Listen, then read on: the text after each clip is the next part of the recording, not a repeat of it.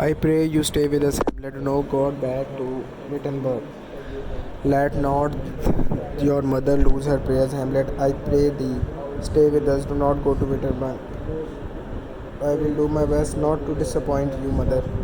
I shall do my best to obey you, madam. That's a good answer. You are a true Dane. Dear wife, come. I am so happy with Hamlet's decision. I would like to drink a toast to his health. Let's tell all the Denmarks the happy news. Let's shout it to the heaven. Let's go. Why this a loving and a fair reply? Be as ourselves in Denmark. Madam, come. This gentle and unforced accord of Hamlet sits smiling to my heart in grace whereof no jound hell that Denmark brings today. But the great cannon to the clouds shall tell, and the kings rouse the heavens all brute again, re-speaking earthly thunder.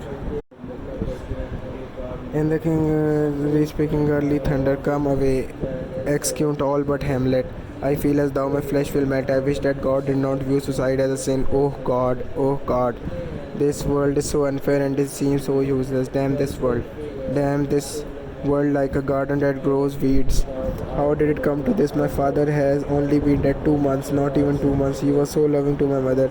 He never raised a hand to her and she clung to him. Yet within a month I can't think of it. Frailty is a woman. My shoes are not even a month old. She forges my poor father and replaces him with another. An animal without reason would have mourned longer. She should not have married my uncle, my father's brother, who is not more like my father than I am like Hercules. Within a month, the salt of her tears had not even left her eyes, and she remarried. She sped with ease to make a bed of incest, which can come to no good. But even though it breaks my heart, I might have met the old shipmates of his way away in the Mediterranean on the other side of the Atlantic, who had beamed and brightened at the casual mention of his name. And after I, Jack Governor, then a prince of men that he is, and so unmistakably a naval officer, and that if you were to meet him coming out of an Eskimo snow nut in sealskin, you would be vaguely persuaded he was in full naval form. This was a dozen years ago or more. He brought down with him to our haunted house a little cask on a salt beef, and he always conveys to our haunted house a little cask that he married a nose pickling in his carrion, and every when he goes to London packs a piece in his portmanteau. He had also volunteered to bring with him one Nat Beaver, an old comrade of his, captain of merchantman. Mr. Beaver, with the thickest wooden face and figure and apparently as hard as a block all over, proved to be an intelligent man with a world of watery experiences in him and great practical knowledge. At times there was a curious nervousness about him, apparently the lingering result of some old illness, but it seldom lasted many minutes. He got the cupboard room and lay there next to Mr. Undery, my friend and solicitor, who came down in an amateur capacity to go through with it, as he said, and who plays whist better than the whole law list, from the red cover at the beginning to the red cover at the end. I was never happier in my life, and I believe it was the universal feeling among us. Jack Governor, always a man of wonderful resources, was chief cook and made some of the best dishes I ever ate, including unapproachable curries. My sister here was pastry cook and confectioner startling, and I were cook's mate turn and turn about.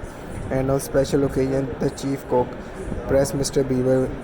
We had a great deal of outdoor sport and exercise, but nothing was neglected within, and there was no ill humor or misunderstanding among us, and our evenings were so delightful that we had at least one good reason for being reluctant to go to bed. We had a few night alarms in the beginning. On the first night, I was knocked up by Jack, and with the most wonderful ship's lantern in his hand, like the gills of some monster of the deep, informed me that he was going off on the main track to have the weathercock down. It was a stormy night, and I remonstrated, but Jack called my attention to it, almost a cry of despair, and somebody would be hailing a ghost presently if it wasn't done. So up to the top of the house, where I could hardly stand for the wind, we went, accompanied by Mr. Beaver, and there Jack lantern and all, with Mr. Beaver after him, swarmed up to top of a cupola some 2 dozen feet above the chimneys, and stood upon nothing particular, cruelly knocking